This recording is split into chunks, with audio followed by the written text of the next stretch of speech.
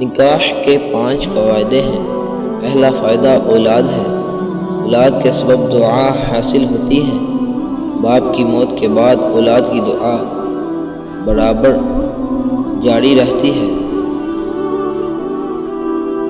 دوسرا فائدہ نکاح میں یہ ہے کہ آدمی اپنے دین کی حفاظت کرتا ہے اور شہوت جو ہتھیار ہے شیطان کا اسے اپنے سے دور کرتا ہے۔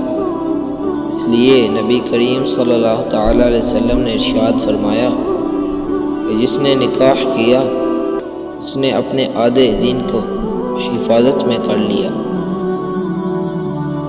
تیسرا فائدہ یہ ہے کہ نکاح کی بدولت عورتوں سے ممانست ہو جاتی ہے اور ان کے پاس بیٹھنے سے، ان کے ساتھ مزاح کرنے سے دل کو راحت ہوتی ہے اور اس آسائش کے ذریعے شوق عبادت تازہ ہوتا ہے، کیونکہ ہمیشہ عبادت میں رہنا اداسی کو لاتا ہے۔ اور چوتھا فائدہ یہ ہے کہ عورت گھر کی غمخواری کرتی ہے۔ کھانا پکانا، برتن دھونا، جھاڑو دینا ایسے کاموں کے لیے کفایت کرتی ہے۔ اگر مرد ایسے کاموں میں مشغول ہوگا تو علم و عمل اور عبادت سے محروم رہے گا۔